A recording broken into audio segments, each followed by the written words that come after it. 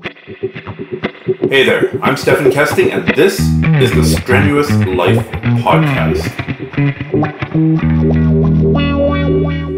Are you one of those people who can roll for an hour or two in class, so long as you're going with your friends, but if you go to a competition, you're gassed almost immediately?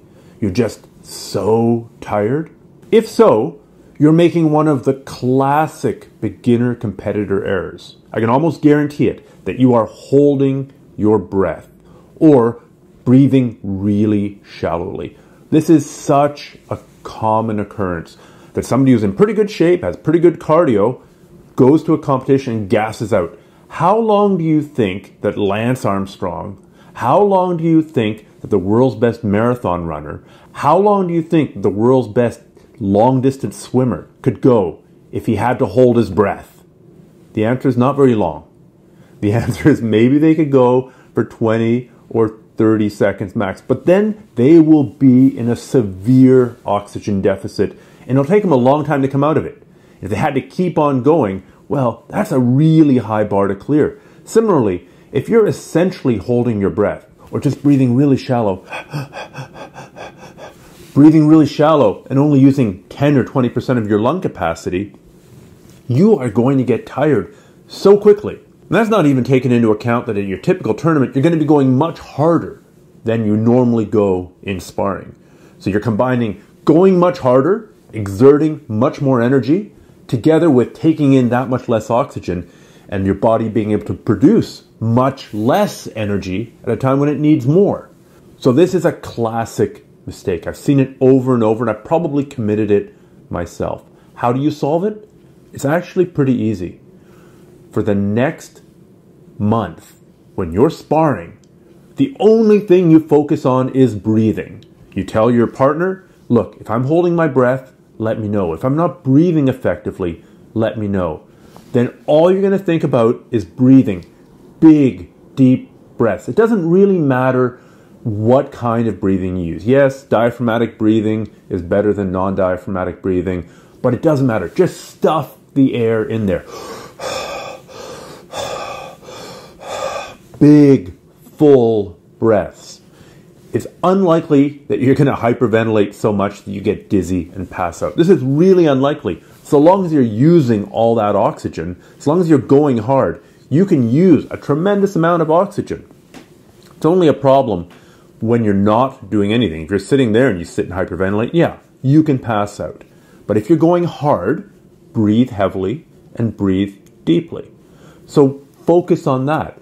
Every 5 or 10 seconds, do a quick check-in with yourself. Am I still breathing? Okay, breathe. Roll, roll, roll, roll, roll. Am I still breathing? Okay, good. Roll, roll, roll, roll, roll. Am I still breathing? Oh, I've stopped. Okay, back to breathing. Breathe, breathe, breathe. If you've been doing jiu-jitsu any length of time, your body kind of knows what to do. It can go on autopilot, and you've got 5 or 10 seconds at a time to plan what you're going to do and to try and execute it, and then you remind yourself to breathe. This will become second nature quickly. Then when you go to the tournament, check in with yourself every so often to make sure that you're not holding your breath. This has been something that's really helped a lot of people. It's a very common mistake. If you're not affected by it, that's great, but maybe pass this on to somebody else who's competing for the first time or is really new to competition and has run into this problem, because it's so easy to fix. It's such an easy problem to get rid of that's kind of a shame that people end up doing competition and then stopping it because they're keeping on getting completely exhausted right away. All right, guys, take care. Let me know what you think of these little mini rants and mini tips, either on Twitter, on Snapchat, on Instagram, or Facebook. Let me know, because that way I can tailor them a little bit more to what you need. Also, the next couple of podcasts are probably going to be interview format podcasts, but I will get back to this kind of mini rant in the future. All right, guys, take care. Podcast listeners, there's a pretty good chance that you're listening to this on your smartphone, right? You're walking around, you got your smartphone in your pocket, you got your earbuds in, you're listening. If you've got a smartphone and you do jiu-jitsu, then you should check out my free Roadmap for BJJ app. This is a video-based app. It's an app that goes on your phone. You can check out the different sections. It's got different techniques. It's got different positions. And it breaks down the big picture of Brazilian Jiu-Jitsu for you so that you're not going to be so lost on the ground when you're training. So you're going to know kind of, sort of what you should be doing in every position, along with the specific techniques that you should be using. So if you go to grapplearts.com/roadmap, there'll be links there to get this app for free, both in the iTunes store, if you've got an iPhone, or in the Android store, if you've got an Android phone. There's also Kindle versions of it out there as well.